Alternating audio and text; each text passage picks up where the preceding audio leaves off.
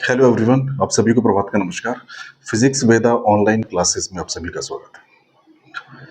Light के पहले lecture में हम लोगों ने बेसिक इंट्रोडक्शन ऑफ लाइट के बारे में बात किया था। हमने वहाँ पे जो लाइट रे का जनरेशन होता है, यानी प्राइमरी सोर्स ऑफ लाइट सन के कोर में किस तरह हाइड्रोजन कॉन्टिन्यूसली हीलियम में कन्वर्ट होता रहता है, वो सारी चीज़ें हमने देखी थी। और वहाँ से जो भी एनर्जी जनरेट होती है in the form of light plus heat, जो लाइट एनर्जी सन के सरफेस से एमिट होती है उसमें सारे वेवलेंथ होते हैं, बट हम सिर्फ उस वेवलेंथ को स्टडी करने जा रहे हैं जो विजिबल रेंज के अंडर में आती है, यानी 3600 टू 7800 एंगस्ट्रॉम, जो कि विजिबल रेंज होता है। ठीक है, और भी बहुत सारी चीजें हमने देखी थी, लेकिन आज लेक्चर को हम कंटिन्यू करेंगे and we will talk about reflection of light. Reflection of light, ठीक है। अब रिफ्लेक्शन ऑफ लाइट में क्या क्या चीजें हमें जाननी है। पहली बात तो ये कि ये रिफ्लेक्शन ऑफ लाइट होता क्या है, बेसिक इसकी डेफिनेशंस।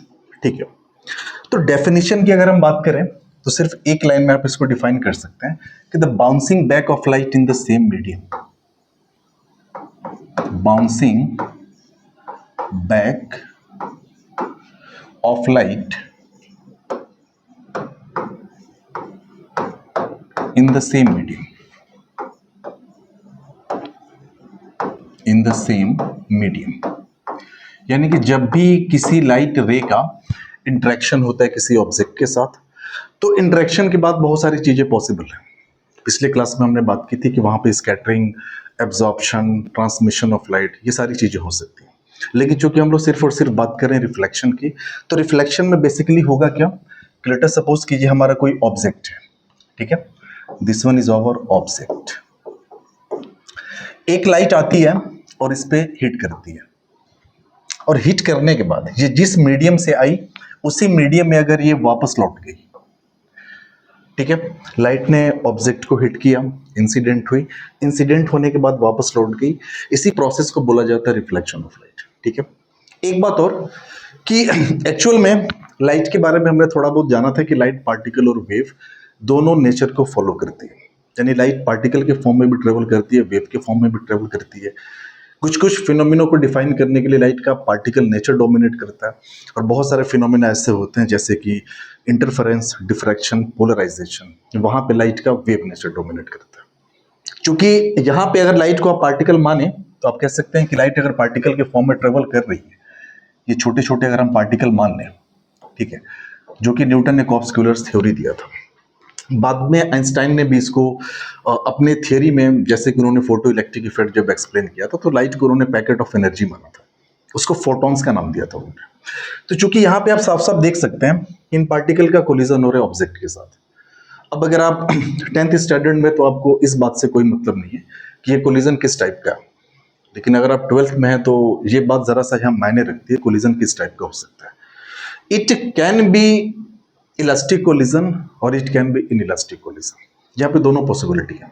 ठीक है, उसमें बहुत ज्यादा डिटेल में नहीं जा रहे हैं, लेकिन अगर यहाँ पे कोलिजन कुछ इस तरीके से हो कि लाइट एनर्जी का यहाँ पे एब्जॉर्प्शन हो, यानी एनर्जी अगर कंजर्व रहे, तो आप बोलेंगे फिर तो ये इलास्टिक कोलिजन ही हुआ। ठीक है, जैसा कि रिफ्लेक्शन स्कैटरिंग के केस में अगर ऑब्जेक्ट ने एनर्जी को एब्जॉर्ब नहीं किया, जिस एनर्जी के साथ लाइट आई थी उसे एनर्जी को रिफ्लेक्ट कर दिया, तो आपका elastic collision. In elastic collision जैसे कि फोटो इलेक्ट्रिक इफेक्ट में आप देख सकते हैं।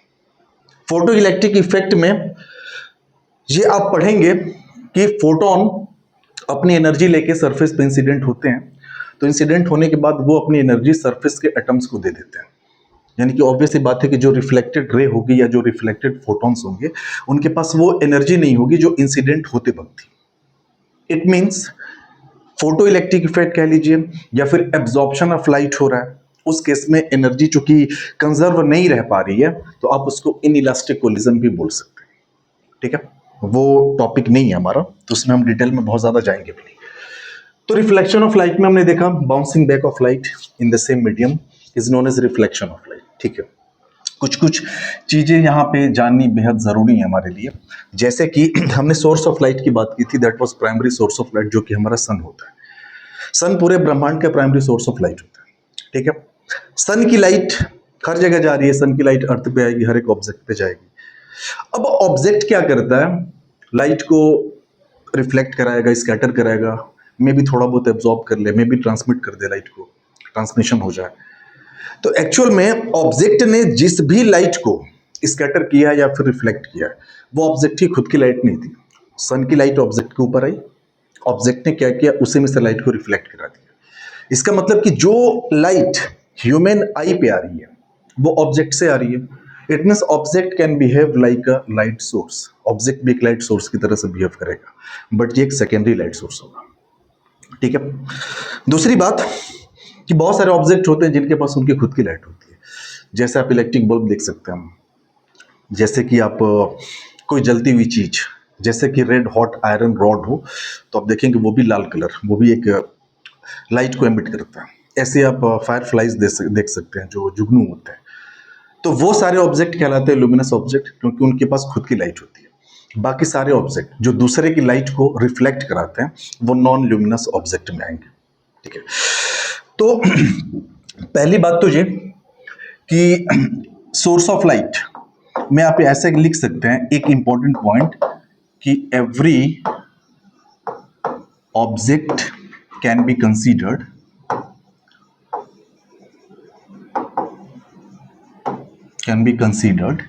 as a secondary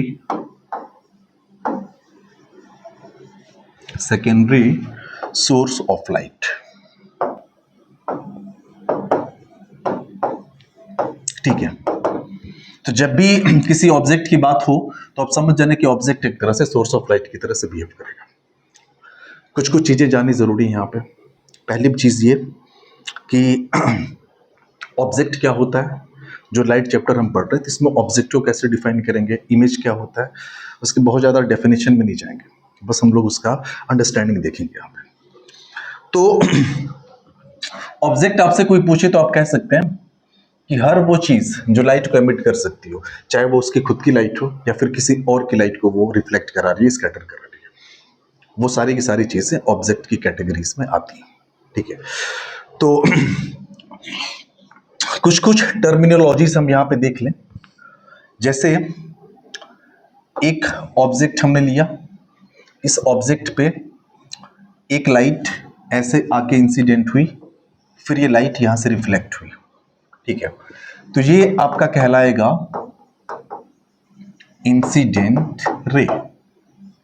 ये आपकी जो लाइट है ये कहलाएगी रिफ्लेक्टेड रे। तो पहली बात तो ये कि इंसिडेंट रे की डेफिनेशंस वगैरह ये सब पूछता तो नहीं है, लेकिन आप समझ जाना कि इंसिडेंट रे मतलब इस लाइट रे की आप डायरेक्शन को देखो, तो ये टुवर्ड्स द ऑब्जेक्ट है ना, या टुवर्ड्स द सरफेस, जिस सरफेस पे ये गिरने जा रही है या फिर जहां से इसका रिफ्लेक्शन होने वाला है, तो आप ये कह सकते हैं कि the light towards the surface, towards the surface. जो सरफेस के टुवर्ड्स की लाइट है वो आपकी इंसिडेंट रे हो गई। बात हम करें रिफ्लेक्टेड रे की, the light going away from the surface, आप कह सकते हो going away from the surface, away from the surface. इसके डेफिनेशंस वगैरह पूछता नहीं है, तो इसमें बहुत ज़्यादा हमें सोचने की ज़रूरत नहीं है, बस एक हल्का फुल्का आपको आइडिया दे रहे हैं। तो ये तो रही बात। अब हम बात करेंगे रिफ्लेक्शन के कुछ लॉज होते हैं कि लाइट अगर सरफेस पे इंसिडेंट हुई, वहाँ से अगर वो लौटी है, तो ऐसा नहीं है कि रैंडमली वो किसी भी एंगल पे गई, किसी भी एंगल पे वहाँ से लौट आई। इसके कुछ लॉज होते हैं। तो हम बात करेंगे लॉज ऑफ रिफ्लेक्शन की, लॉज ऑफ रिफ्लेक्शन। इसमें बेसिकली दो लॉज होते हैं। पहला होता है कि the angle of incidence, the angle of incidence must be equals to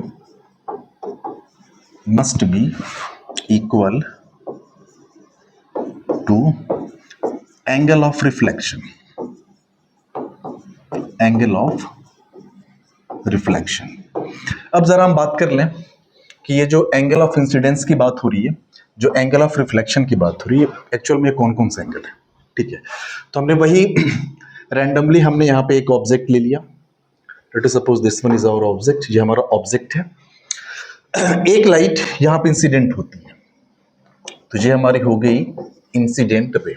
ठीक है, अब लाइट इंसिडेंट तो हो गई, अब कौन सा एंगल को हम बोले एंगल ऑफ इंसिडेंस, ये इंपॉर्टेंट है। तो भाई एंगल जब भी आप मेजर करेंगे तो दो लाइंस के बीच का मेजर करते हैं, तो जहां पे पॉइंट ऑफ इंसिडेंस है ना, आप वहां पे एक नॉर्मल ड्रॉ कर दीजिए। नॉर्मल मतलब कि a line perpendicular to the surface. तो ये हमने क्या किया, एक लाइन ड्रॉ कर दिया जो सरफेस के परपेंडिकुलर है, यानी ये एंगल क्या होना चाहिए 90 डिग्री। इस लाइन को बोला जाएगा नॉर्मल, और आप नॉर्मल वही ड्रॉ करिए जहां पे लाइट इंसिडेंट हुई है। ठीक है, अब the angle between incident ray and normal, this is known as angle of incidence. ठीक है, तो जब भी बात हो कि what is angle of incidence, तो आप ये कह सकते हैं एंगल आई को यहां पे हम डिफाइन कर सकते हैं, एंगल आई। तो एंगल आई एक्चुअल में है क्या, this is the angle between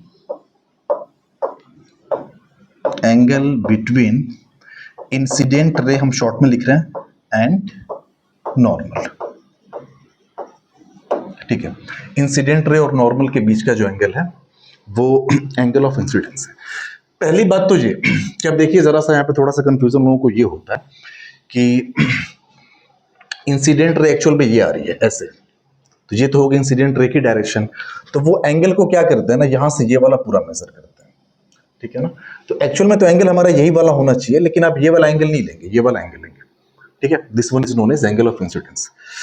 अब ये लाइट यहां से रिफ्लेक्ट होगी, तो लाइट यहां से ऐसे रिफ्लेक्ट हुई, this one is our reflected ray, इसको हमने बोल दिया एंगल आर। ठीक है, तो अगर एंगल आर के बारे में हम बात करें तो एंगल आर क्या हो गया, so this is the angle between reflected ray, r r means reflected ray, and normal, ये सारी चीजें। ठीक है, दूसरी बात तो ये कि नॉर्मली आपके दिमाग में आ रहा होगा कि यार हमने यहाँ पे मिरर नहीं लिया। देखो जरूरी नहीं है कि मिरर हो, लॉज ऑफ रिफ्लेक्शन हर एक सरफेस के लिए वैलिड होता है, चाहे आपकी स्मूथ हो, रफ हो, डार्क हो, शाइनी सरफेस हो, कैसे भी सरफेस हो। इसलिए हमने यहाँ पे भी फिलहाल के लिए एक रैंडम शेप की कोई बॉडी ले रखी है। ठीक है, दूसरी बात ये बेसिक टर्मिनोलॉजीज तो हम लोग देख चुके हैं, ये सब क्या क्या चीजें होती हैं। तो जो हमने लिखा है कि angle of incidence must be equals to angle of reflection, ये फर्स्ट लॉ के अंडर में है, तो angle I must be equals to angle r. ठीक है ना, जब भी रिफ्लेक्शन होगा तो यहाँ पे ये दोनों एंगल्स जो होंगे आपस में बराबर होंगे, this is our first law of reflection. Okay, आगे हम बात करते हैं कि जो इसका सेकेंड लॉ है, वो सेकेंड लॉ क्या कहता है। सेकेंड लॉ ये कहता है कि the incident ray, reflected ray and normal at the point of incidence,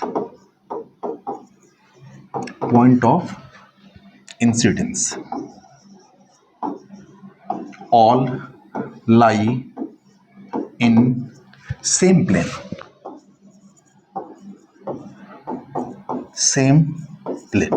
देखो यहां पे इस चीज को लेके थोड़ा सा कंफ्यूजन होता है बच्चों में। सेम प्लेन कहने का क्या मतलब है, सेम प्लेन कहने का ये मतलब है कि जैसे मान लो कि जो इंसिडेंट रे है हमारी इस बोर्ड को पकड़ के आ रही है, तो नॉर्मल भी इसी बोर्ड में चिपका हुआ होना चाहिए, रिफ्लेक्टेड रे जो है वो इसी बोर्ड को पकड़ के जानी चाहिए। ऐसा नहीं कि नॉर्मल कुछ ऐसे हो, इंसिडेंट रे ऐसे कुछ हवा में, रिफ्लेक्टेड रे ऐसे कुछ हवा में जा रही, नहीं ऐसा नहीं होना चाहिए, तीनों की तीनों एक ही प्लेन में होनी चाहिए, ये कहने का ये मतलब है। तो ये तो हमारे लॉज ऑफ रिफ्लेक्शन हो गए, जिसमें हमने पहला देखा the angle of incidence must be equals to angle of reflection, and the second one is incident ray, reflected ray and normal at the point of incidence all lie in same plane, सबके सब same plane में होने चाहिए। ठीक है, अब जरा सा हम बात कर लेते हैं मिरर वगैरह के केस में कि मिरर में हम कैसे इन सब चीजों को देखते हैं। तो सबसे पहले तो आप ये जानिए कि what is mirror. Mirror actual में है क्या? तो मिरर में है क्या कि एक आपकी ट्रांसपेरेंट ग्लास है, this one is our transparent glass, ठीक है। अब ट्रांसपेरेंट ग्लास में क्या कर दिया गया कि एक यहां पे, सॉरी, ट्रांसपेरेंट ग्लास में यहां पे ऐसे पॉलिशिंग कर दी गई उसके पीछे,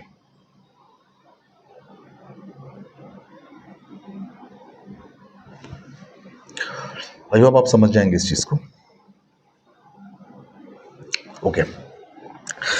तो जो येलो कलर से दिख रहा है ना, ये हमारी ट्रांसपेरेंट ग्लास शीट है, ये आपकी है ट्रांसपेरेंट ग्लास शीट, ठीक है।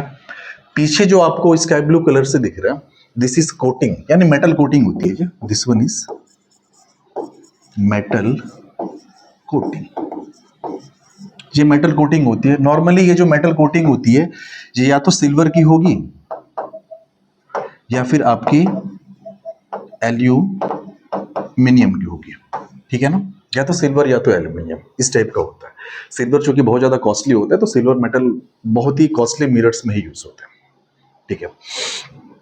मिरर्स में खास बात क्या होती है कि मिरर को ऑप्टिकली स्मूथ सरफेस माना जाता है। अब बात करेंगे what do you mean by optically smooth surface. तो ऑप्टिकली स्मूथ सरफेस कहने का ये मतलब हो कि ऐसी सरफेस जिसमें जो रफनेस हो वो लाइट के वेवलेंथ की ऑर्डर की हो।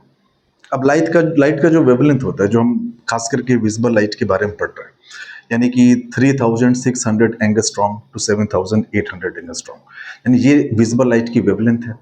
अगर सरफेस की रफनेस इस ऑर्डर की है, रफनेस बहुत ज़्यादा नहीं है, अगर उसमें डेंट वगैरह है, कुछ भी है, रफ है, अगर वो लाइट के वेवलेंथ की ऑर्डर की है, मतलब इतनी कम है, तो सरफेस को ऑप्टिकली स्मूथ सरफेस माना जाता है। उसके अलावा बाकी सारी सरफेसेस को रफ माना जाता है। आप एक टाइल्स ले लो, टाइल्स ऑप्टिकली स्मूथ सरफेस नहीं माना जाएगा, लेकिन मिरर को या ग्लास को ऑप्टिकली स्मूथ सरफेस माना जाता है, ठीक है। तो ये तो हमारा हो गया मिरर। अब देखो मिरर में खास बात क्या होती है कि मिरर के बारे में एक्चुअल में हम लोग पढ़ने क्यों जा रहे हैं। अगर इसको नॉर्मली आप बुक्स वगैरह में देखेंगे तो ऐसे दिखा देता है एक लाइन, और साथ ही साथ पीछे ऐसे ऐसे कर देगा। तो ये जो आपको स्पाइक्स दिख रहा है ना, ये एक्चुअल में कोटिंग को रिप्रेजेंट कर रहा है। This is the back side of the mirror, this one is the front side of the mirror, ये फ्रंट साइड है, ठीक है। तो अब देखिए इसमें क्या होगा कि जैसे कोई लाइट इंसिडेंट हुई, तो चलो हमने कोई लाइट को ऐसे इंसिडेंट करा दिया, ये हमारी हो गई इंसिडेंट रे, ठीक है। अब दूसरी चीज क्या है कि हमें भाई नॉर्मल भी तो हमें ड्रॉ करना है ना। अब नॉर्मल हम ड्रॉ करते कहाँ पे हैं, जो पॉइंट ऑफ इंसिडेंस होता है हमारा, तो जहाँ पे नॉर्मल एक ड्रॉ कर दिया जाए। तो चलिए ये हो गया हमारा नॉर्मल, ये हमारा नॉर्मल हो गया। ये एंगल ऑफ इंसिडेंस, इसको हमने मान लिया थीटा। अब आपको पता है कि जो एंगल ऑफ रिफ्लेक्शन होगा वो भी इतना ही होगा, तो इतने ही एंगल पे लाइट यहाँ से रिफ्लेक्ट हो गई। This one is our reflected light rays. ये भी एंगल क्या होना चाहिए, थीटा होना चाहिए, ठीक है। देखिए कई सवाल उठते हैं, कई बच्चे ये सवाल पूछते हैं, क्या मिरर लाइट रे को एब्जॉर्ब करता है, क्या थोड़ा बहुत भी एब्जॉर्प्शन पॉसिबल है। मिरर हम लोग इसलिए यूज करते हैं बेसिकली क्योंकि मिरर जो रिफ्लेक्शन देता है उसमें एब्जॉर्प्शन ना के बराबर होता है, ठीक है। तो इसका जवाब ये है कि हाँ एब्जॉर्प्शन तो होता है। एब्जॉर्प्शन कहने का ये मतलब कि अगर आपकी जो कोटिंग है वो एल्यूमिनियम की है, तो एल्यूमिनियम कोटिंग के केस में 80 to 85% इतना आपका रिफ्लेक्ट हो जाती है लाइट रेस, थोड़ा बहुत एब्जॉर्ब होती है। लेकिन अगर आपकी सिल्वर कोटिंग है उस केस में अराउंड 95% तक लाइट रिफ्लेक्ट हो जाती है, 5% एब्जॉर्प्शन होता है, ठीक है। बहुत ज्यादा एब्जॉर्प्शन नहीं होता, थोड़ा बहुत ही एब्जॉर्प्शन होता है। और खास करके जो एब्जॉर्प्शन होता है ना, उस एब्जॉर्प्शन में आपका ब्लू कलर का एब्जॉर्प्शन होता है, और साथ ही साथ यूवी रेज जो इंसिडेंट हो रही होती है मिरर के ऊपर, इन्हीं का एब्जॉर्प्शन होता है। और ये खास करके होता है अगर कोटिंग आपकी सिल्वर की है उस केस में। इसीलिए जो रिफ्लेक्टेड रे होती है ना, इस रिफ्लेक्टेड रे में जो ब्लू कलर है, ये ब्लू कलर की वेवलेंथ बहुत ही कम प्रेजेंट होती है, इसलिए रिफ्लेक्टेड रे में थोड़ा सा येलोइश फील होता है, जिसको कि हम वार्म कलर बोलते हैं। थोड़ा सा येलोइश टाइप की फीलिंग इसमें आती है। क्यों? क्योंकि इस मिरर ने क्या किया कि यूवी रेज और ब्लू कलर के जो वेवलेंथ है उनको थोड़ा बहुत एब्जॉर्ब कर लिया। तो जो रिफ्लेक्टेड रे है उसमें आप कह सकते हैं कि ये येलोइश फील के साथ होती है। ठीक है, चलिए आगे थोड़ा सा हम बात करें टाइप्स ऑफ रिफ्लेक्शन के बारे में कि आखिरकार रिफ्लेक्शन के टाइप्स क्या क्या है। टाइप्स ऑफ रिफ्लेक्शन, ठीक है। तो टाइप्स ऑफ रिफ्लेक्शन में पहला जो हमारा रिफ्लेक्शन होता है दैट इज रेगुलर रिफ्लेक्शन। उसको बोला जाता है रेगुलर और स्पेक्युलर रिफ्लेक्शन।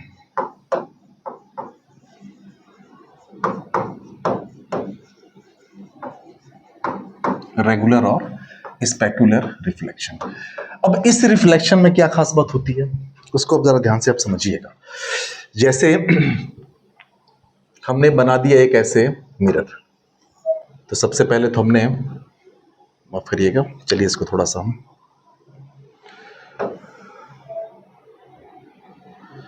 ओके, ये हमने पीछे क्या कर दी, पॉलिशिंग कर दी। ये हमारा मिरर है, ठीक है। एक लाइट है जो अब इसमें क्या कर रहे हैं, पैरेलल सेट्स ऑफ काफी सारी लाइट रेज, यानी लाइट बीम को हम इंसिडेंट कर रहे हैं। माफ करिएगा, हमने लाइट बीम को डिफाइन नहीं किया। तो लाइट बीम की ऐसा जैसे कोई खास डेफिनेशन भी नहीं। हम जैसे एक लाइट रे को स्टडी करते हैं तो bundle of parallel light rays जो होती है वो लाइट बीम कहलाती है।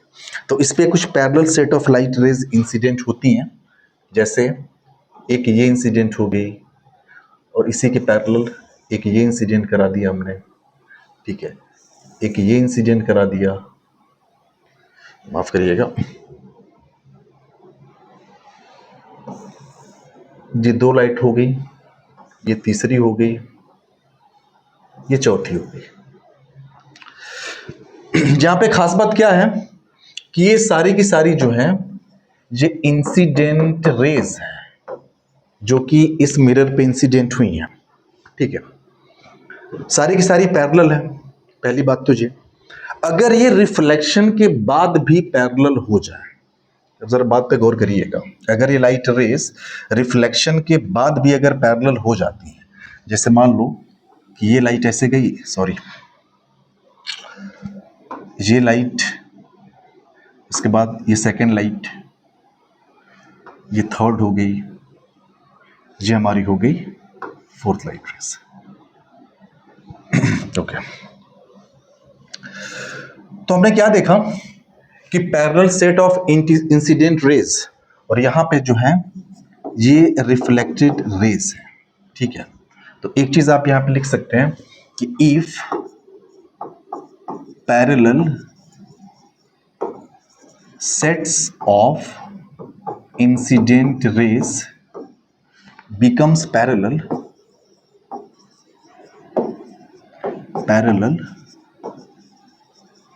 आफ्टर रिफ्लेक्शन, अगर वो रिफ्लेक्शन के बाद पैरेलल हो जाती हैं after reflection, then that type of reflection is known as specular reflection और रेगुलर रिफ्लेक्शन। देखिए यहां पे प्योर आपका जो लॉ ऑफ रिफ्लेक्शन है वो फॉलो हुआ है। कहने का मतलब कि यहां पे ये जो एंगल ऑफ इंसिडेंस रहा होगा थीटा, तो ये भी रहा होगा थीटा, एंगल ऑफ रिफ्लेक्शन हर एक लाइट रेज के लिए। आप कहीं भी बात करो, जैसे यहां भी हम बात करें तो यहां पे अगर मान लो कि थीटा डैश है तो ये भी एंगल क्या रहा होगा, थीटा डैश, आप कुछ भी कह लो, ठीक है ना।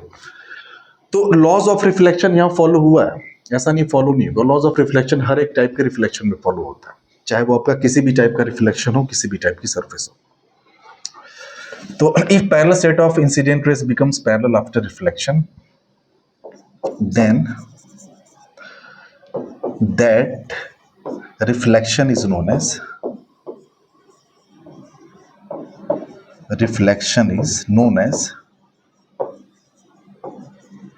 रेगुलर रिफ्लेक्शन, रेगुलर या फिर उसको स्पेकुलर रिफ्लेक्शन बोलेंगे, ठीक है। तो ये हमारी बेसिक डेफिनेशन है। और ये खास करके कहाँ मिलता है, ये कहाँ पे होगा, तो अगर एग्जाम्पल की बात करें तो इन मिरर्स, ओनली इन मिरर्स आप लिख सकते हैं। यानी इस टाइप का रिफ्लेक्शन कहाँ पे होगा, सिर्फ और सिर्फ मिरर के केस पे होगा। ठीक है, इसीलिए मिरर्स के केस में हमें अपना चेहरा साफ साफ दिखाई देता है। क्यों? क्योंकि वहां पर रेगुलर रिफ्लेक्शन हुआ, इसलिए इमेज का जो फॉर्मेशन होता है वो शार्प होता है। वो तो आगे हम देखेंगे डिटेल में जब हम लोग image formation by plane mirror की बात करेंगे। ठीक है, चलिए आगे हम बात करें, ये तो हो गया। और दूसरा जो रिफ्लेक्शन का टाइप होता है उसको बोला जाता है इर्रेगुलर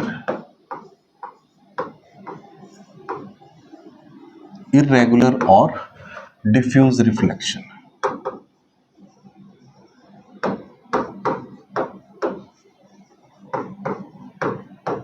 डिफ्यूज रिफ्लेक्शन, जस्ट उसका आप रिवर्स कर दीजिए। वहां पे parallel set of light rays reflection के बाद भी पैरेलल हो जा रही थी। यहां पे अगर लाइट रेज पैरेलल इंसिडेंट हुई हैं तो वो जरूरी नहीं कि पैरेलली रिफ्लेक्ट भी होंगी, वो रिफ्लेक्शन के बाद रैंडम डायरेक्शंस में जाएंगी। जैसे एक रैंडम हमने कोई सरफेस ऐसे ले लिया, अब आप बोलोगे सरफेस आपने ऐसा क्यों लिया, तो एक्चुअल में जो इरेगुलर रिफ्लेक्शन या डिफ्यूज रिफ्लेक्शन होता है वो रफ सरफेसेस में होता है। रफ सरफेस मतलब मिरर के अलावा जितने भी आप सरफेस लेंगे वो ऑप्टिकली रफ सरफेस माने जाते हैं। सिर्फ मिरर होता है जो ऑप्टिकली स्मूथ सरफेस माना जाता है, और मिरर में जो भी रिफ्लेक्शन होता है दैट इज रेगुलर या फिर स्पेकुलर रिफ्लेक्शन। अब इसमें हमने क्या किया कि different types of parallel light rays हम इंसिडेंट कर दें। तो चलो एक लाइट रेज हमने यहाँ पे इंसिडेंट कर दिया, दूसरी को हमने यहाँ पे इंसिडेंट कर दिया, तीसरी लाइट रेज को हम यहाँ पे इंसिडेंट कराते हैं। चलो तीन ही लाइट रेज हम ले रहे हैं बेसिकली। ठीक है, अब जहाँ पे लाइट इंसिडेंट हुई है वहां पे तो हमने नॉर्मल ड्रॉ करना पड़ेगा ना। तो चलो नॉर्मल ड्रॉ कर लेते हैं सबसे पहले। ओके, तो यहाँ पे नॉर्मल ड्रॉ किया, जी हमारा नॉर्मल हो गया। यहाँ पे नॉर्मल ड्रॉ करना है तो चलो यहाँ पे ड्रॉ कर लिया नॉर्मल, ये हो गया नॉर्मल। यहाँ पे ड्रॉ करना है, यहाँ पे हो गया नॉर्मल। ये नॉर्मल हमने ड्रॉ कर लिया तीनों जगह पे।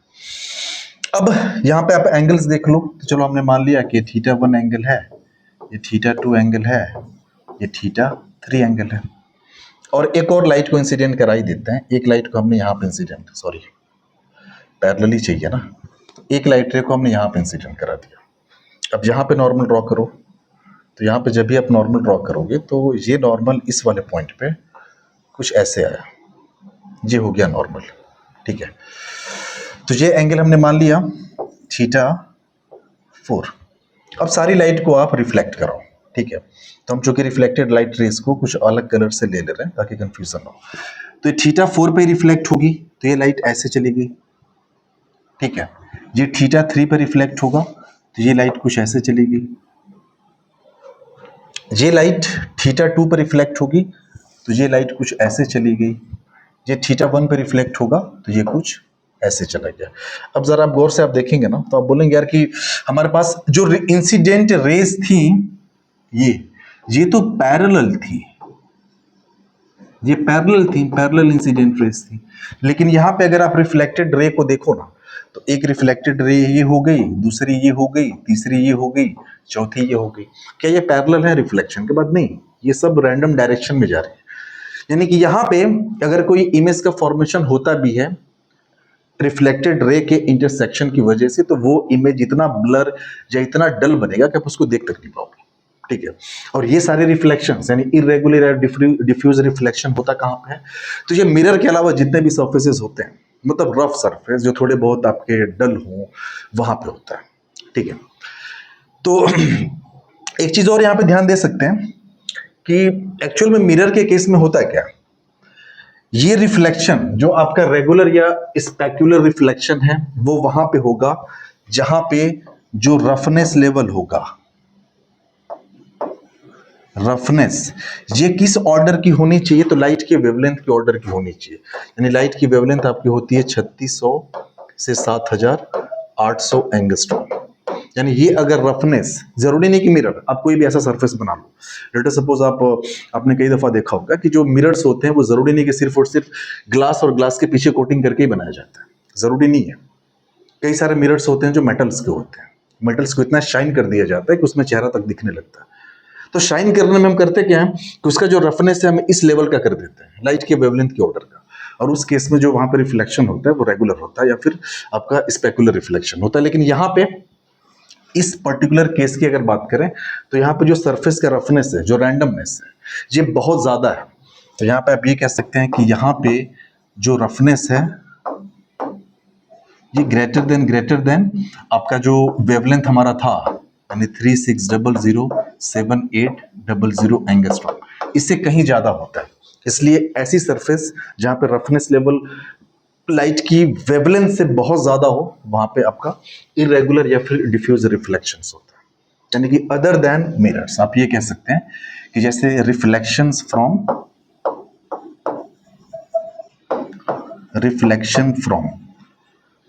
फ्रॉम में क्या आ जाएगा, जैसे पेपर से जो रिफ्लेक्शन हो रहा है, पेपर, या फिर आप कुछ भी कह दीजिए ना, क्लॉथ्स कह दीजिए, बहुत सारे एग्जांपल्स आपको दीजिए, ठीक है।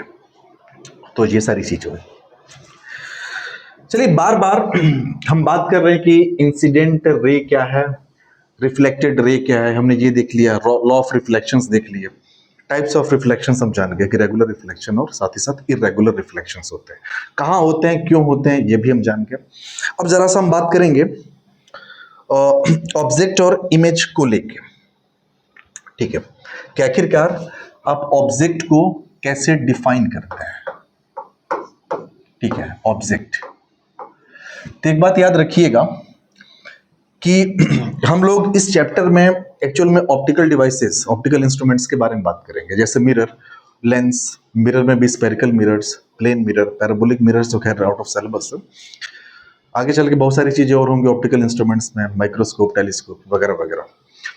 तो जो ऑब्जेक्ट होता है ये डिफाइन होता है किसी पर्टिकुलर ऑप्टिकल इंस्ट्रूमेंट के लिए। जैसे हम ये बात करेंगे कि इस मिरर के लिए कौन ऑब्जेक्ट है, ठीक है ना। जरूरी नहीं कि मिरर के लिए जो ऑब्जेक्ट है वो सबके लिए ऑब्जेक्ट होगा, या हो सकता है कि मिरर के लिए जो इमेज है वो सबके लिए इमेज होगा, ये जरूरी नहीं है, हो सकता है वो किसी और के लिए ऑब्जेक्ट भी बन रहा हो। तो ऑब्जेक्ट को बेसिकली जब हम डिफाइन करते हैं तो कैसे डिफाइन करेंगे कि द पॉइंट ऑफ इंटरसेक्शन, इसको थोड़ा सा हम समझाएंगे डायग्राम के जरिए। The point of intersection of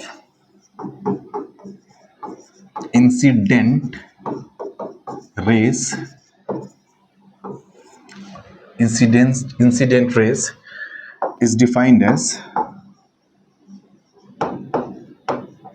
is defined as object for an optical device. Optical device मतलब मिरर या फिर लेंस, ऑप्टिकल डिवाइस, ठीक है। अब जरा इसको थोड़ा सा डिटेल में हम जाने। तो सबसे पहला काम हमने ये किया कि हमने एक मिरर बना लिया। तो मिरर ऐसे बनाया हमने ये, और इसके पीछे पॉलिशिंग कर दें। तो ये हमने क्या किया, इसके पीछे पॉलिशिंग कर दिया। अब ये पॉलिशिंग किस चीज़ की है, इट डजंट मैटर, इससे कोई फर्क नहीं पड़ता हमारा, ठीक है। यहां पे एक ऑब्जेक्ट ले लिया हमने, यहां पे, ठीक है, यहां पे एक ऑब्जेक्ट ले लिया। अब जरा देखिएगा भाई, ऑब्जेक्ट तो आपका सेकेंडरी सोर्स ऑफ लाइट होता है ना, object secondary source of light होता है। ये यहां से लाइट को एमिट कराएगा, ये खुद की लाइट एमिट नहीं कराएगा, इसके ऊपर किसी न किसी की लाइट गिरी होगी, मे बी वो सन की लाइट रेज रही हो, नेचुरल लाइट, या फिर किसी बल्ब की लाइट रेज, किसी बल्ब की रोशनी इस पे गिरी हो, इस बात से कोई फर्क नहीं पड़ता। यहां से लाइट को ये एमिट कराएगा हर एक डायरेक्शन में, लेकिन हम सिर्फ और सिर्फ उस लाइट रेज में इंटरेस्टेड है जो मिरर के तरफ जा रही है। तो हमने क्या किया कि मिरर के तरफ यहां से कुछ लाइट रेज को भेज दिया, ठीक है। तो सॉरी, तो ये एक लाइट मिरर की तरफ इंसिडेंट कराया, ये एक लाइट मिरर की तरफ इंसिडेंट कराया, ये एक लाइट मिरर की तरफ, ऐसे बहुत सारी लाइट्स होंगी जो यहाँ से निकलेंगी। और ऑब्वियस सी बात है, हमने शुरू में ही बताया था कि जो लाइट्स होती हैं वो स्ट्रेट लाइन में ट्रेवल करती हैं। Rectilinear propagation of light. अपना सारा का सारा रे ऑप्टिक्स जो है वो इसी कॉन्सेप्ट बेस्ड है कि लाइट जो होगी वो स्ट्रेट लाइन में ट्रेवल करेगी। अब देखिए, हमने बोला था कि इस पर्टिकुलर मिरर के लिए ऑब्जेक्ट कौन है। तो आप बोलोगे यार कि इसमें सवाल में कुछ लॉजिक ही नहीं है, ऑब्जेक्ट साफ साफ दिख रहा है। ये बात सही है, क्योंकि इंसिडेंट रे, ये सारी की सारी क्या है, इंसिडेंट रे है। इंसिडेंट रे किसके लिए, फॉर द मिरर, कि मिरर के लिए इंसिडेंट रे है। ठीक है, तो मिरर के लिए इंसिडेंट रे है और इन सारी इंसिडेंट रे का ये पॉइंट ऑफ इंटरसेक्शन है, तो इसको हम ऑब्जेक्ट बोलेंगे। लेकिन एक बात और, इसको एक और नाम दिया गया, ये रियल ऑब्जेक्ट। क्यों? क्योंकि लाइट सच में यहाँ पे मीट कर रही है, यहाँ पे ये एक्चुअल पॉइंट ऑफ इंटरसेक्शन है।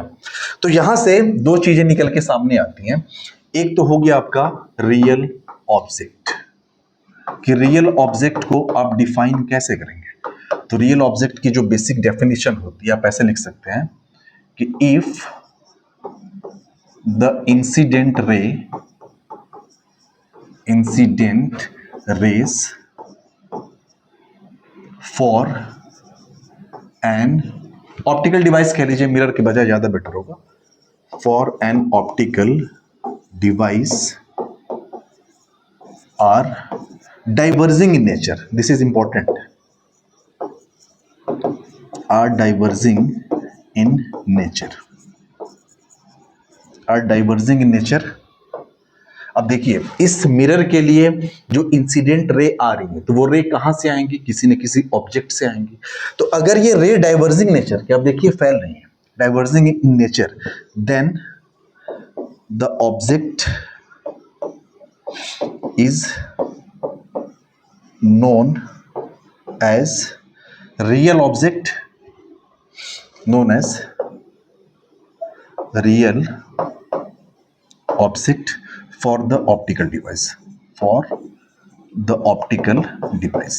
ठीक है, जो ऑब्जेक्ट आपका कैसा माना जाएगा, रियल ऑब्जेक्ट माना जाएगा।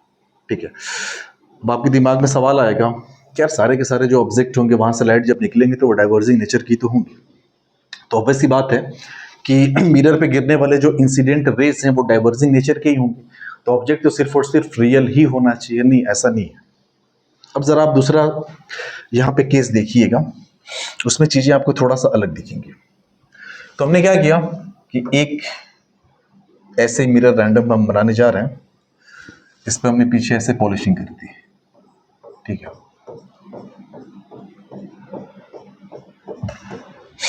ये कोई मिरर है हमारा। ठीक है, अब हम क्या करें, इस पे हम कुछ लाइट रेस को इंसिडेंट करा रहे हैं, और ऑब्वियस सी बात है कि वो लाइट रेस कहीं ना कहीं से आ रही होंगी, मे बी किसी ऑब्जेक्ट से आ रही हो, या फिर आपका, ऑब्वियस सी बात है ऑब्जेक्ट से ही तो आएंगे। तो चलिए कुछ लाइट रेस को हम क्या करें, इंसिडेंट करा दें। तो सबसे पहला काम तो ये कि एक यहाँ पे ऐसे कोई सेंटर से लाइन गुजारता है।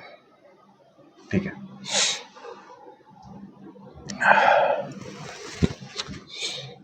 एक लाइट ऐसे इंसिडेंट हुई। ठीक है, दूसरी ऐसे इंसिडेंट हुई, एक को तो इसी पे लेके चले जाओ, तीसरी, एक को ऐसे लेके चले जाओ, चौथी, एक को ऐसे लेके चली जाओ, पांचवी।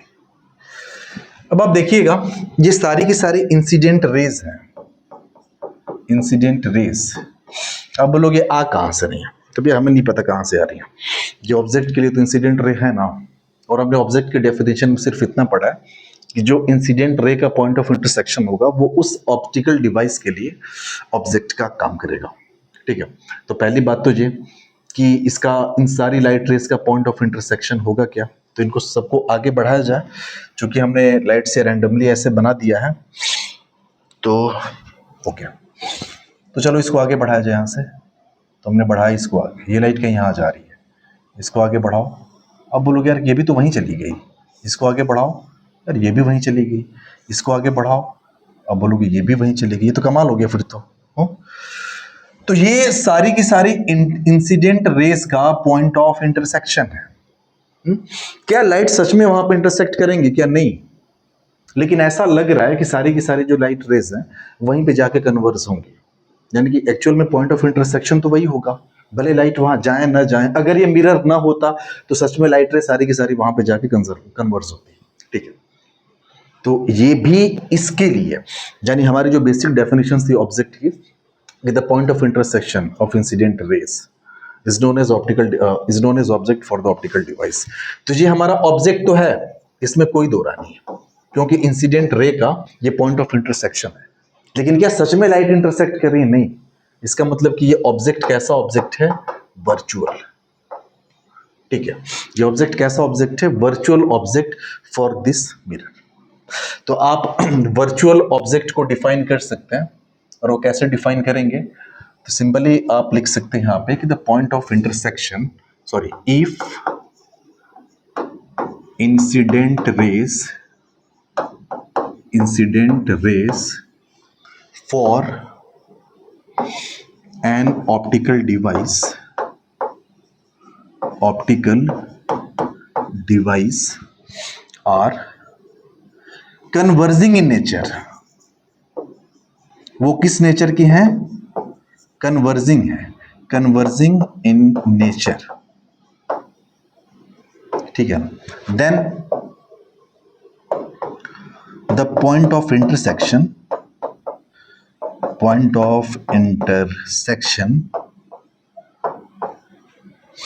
Of those incident rays is defined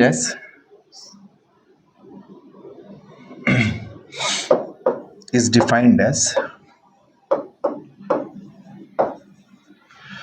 virtual object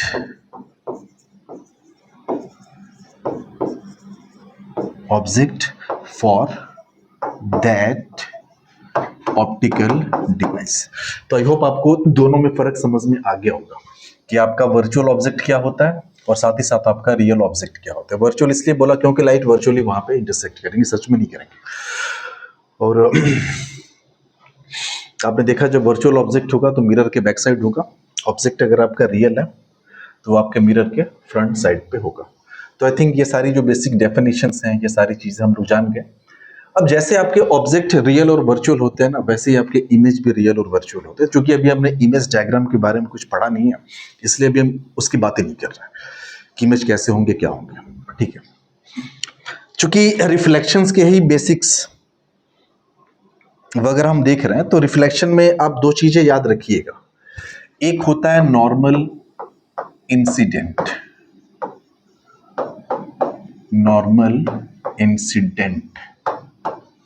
कि नॉर्मल इंसिडेंट होता क्या, बार बार इस शब्द का जिक्र मिलेगा हम लोगों को।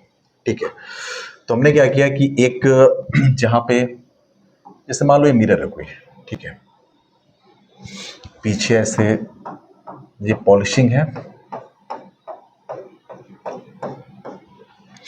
एक लाइट है, जो लाइट इस पे इंसिडेंट हो रही है, और वो लाइट कैसे इंसिडेंट हो रही है? तो नॉर्मली इंसिडेंट हो रही है, नॉर्मली ऐसे एक लाइट ऐसे आई, जस्ट ऐसे। ठीक है, ये एंगल आपका है 90 डिग्री। ये एंगल कैसा है? 90 degree. Light is towards the optical device, तो ऑब्वियस सी बात है जी आपकी हो गई इंसिडेंट रे। हम आपसे पूछे कि what is angle of incidence, आप बोलोगे यार कि एंगल ऑफ इंसिडेंस तो हम नॉर्मल के साथ मेजर करते हैं। तो जहां पे लाइट इंसिडेंट हुई, यहां पे नॉर्मल ड्रॉ करेंगे तो ये इंसिडेंट रे के ऊपर ही आ जाएगा। यानी इंसिडेंट रे और नॉर्मल आपके इसी पे नॉर्मल भी होगा, इंसिडेंट रे के ऊपर ही, तो यहीं पे आपका होगा आपका नॉर्मल भी। और हम लोग चूंकि एंगल ऑफ इंसिडेंस या एंगल ऑफ रिफ्लेक्शन मेजर करते हैं with respect to the normal, तो यहाँ पे एंगल आई की आप बात कर लो या एंगल आर की बात कर लो, वो कितना डिग्री हो जाएगा? 0 डिग्री हो जाएगा। तो जब भी ये शब्द आए नॉर्मल इंसिडेंट, तो आप समझ जाना कि वहां पे एंगल ऑफ इंसिडेंस और एंगल ऑफ जो रिफ्लेक्शन है वो आपका 0 डिग्री है।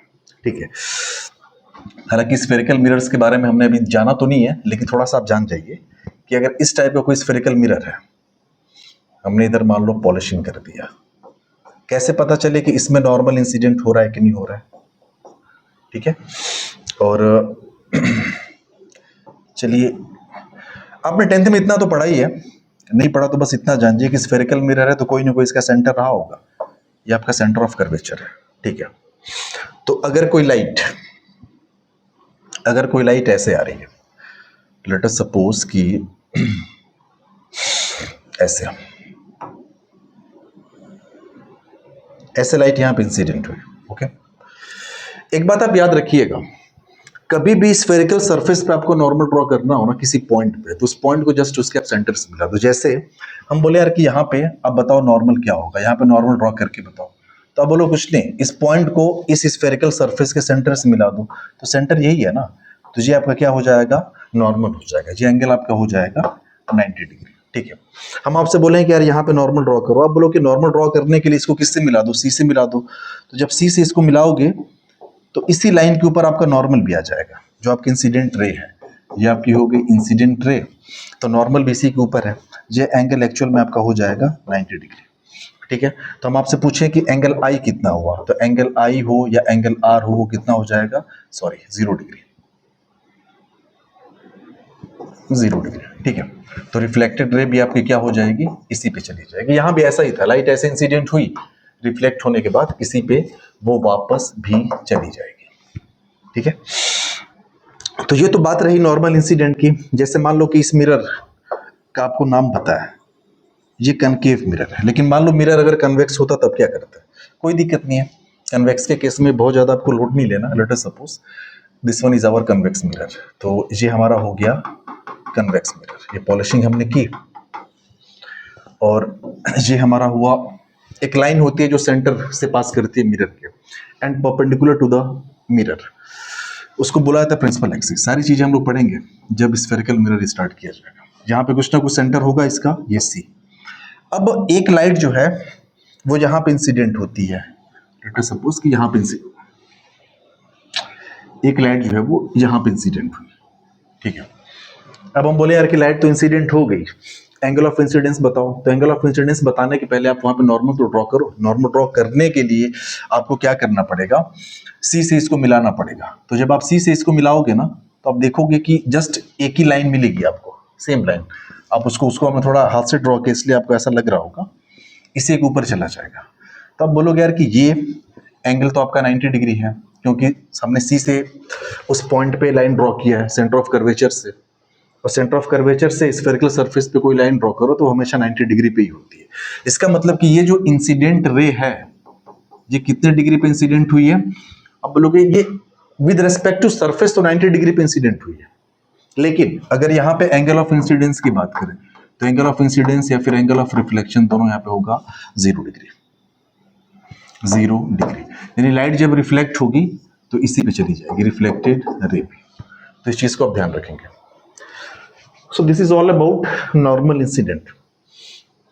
जरा से हम बात कर लें ग्रेजिंग इंसिडेंट। एक और शब्द होता है ग्रेजिंग, ग्रेजिंग इंसिडेंट, ठीक है।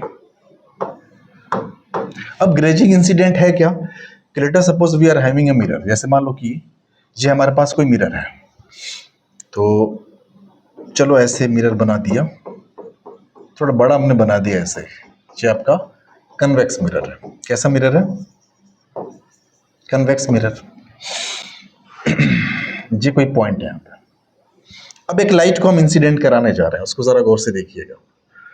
तो लाइट हमने लिया और ये लाइट, एक लाइट ऐसे इंसिडेंट हुई यहां पे, ठीक है। ये हमारी कौन सी रे है, इंसिडेंट रे। इस पॉइंट पे इंसिडेंट हुई है। ये कोई पॉइंट है आपका, let us suppose point B. ये हो गया पॉइंट बी, ये वाला जो पॉइंट है। अब जहां पे लाइट इंसिडेंट हुई है तो वहां पे तो हमने नॉर्मल ड्रॉ करना होगा ना, तो चलो नॉर्मल ड्रॉ कर ही लेते हैं। तो जब आप नॉर्मल ड्रॉ करोगे तो ये आपका हो गया नॉर्मल। जो नॉर्मल ड्रॉ कर लिया हमने, ये एंगल आप देखोगे तो आपको दिखेगा कि यार ये एंगल तो 90 डिग्री है, यानी कि एंगल आई की वैल्यू साफ साफ दिख रही है। ये आपका हो गया नॉर्मल, ये हो गया incident ray. The angle between normal and incident ray at the point of incidence, ये आपको साफ साफ दिख रहा है कि 90 डिग्री है, क्योंकि लाइट टेंजेंशियली जा रही है सरफेस पे, इस पॉइंट पे टच करती हुई जा रही है। मतलब incident ray behaves like a tangent at this point. तो अगर ये 90 डिग्री हो गया तो आप बोलोगे यार फिर तो कहानी में ट्विस्ट है, आपका एंगल ऑफ रिफ्लेक्शन भी 90 होना चाहिए। तो एंगल ऑफ रिफ्लेक्शन आपका 90 हो जाएगा कुछ ऐसे, ये। तो कहने का ये मतलब हुआ कि ये भी एंगल आपका कितना हो जाएगा, 90 डिग्री एंगल आर। ठीक है, तो ग्रेजिंग इंसिडेंट में, in case of grazing incident, angle i बराबर एंगल आर बराबर कितना होता है, 90 डिग्री होता है। ग्रेज मतलब चरना होता है, जैसे जानवर जमीन को चरते हुए जाते हैं ना, टच करते हुए, ऐसे यहाँ पे इंसिडेंट रे और रिफ्लेक्टेड रे दोनों यहाँ पे सरफेस को चरती हुई जा रही है, यानी ग्रेज करती हुई जा रही है। ये शब्द बार बार इस्तेमाल करने को मिलेगा, तो इसलिए हमने इसको थोड़ा सा समझा दिया आपको।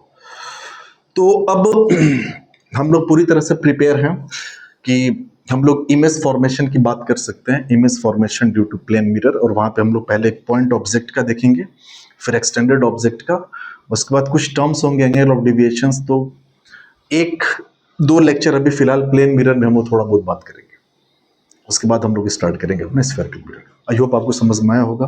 Thank you, have a good time.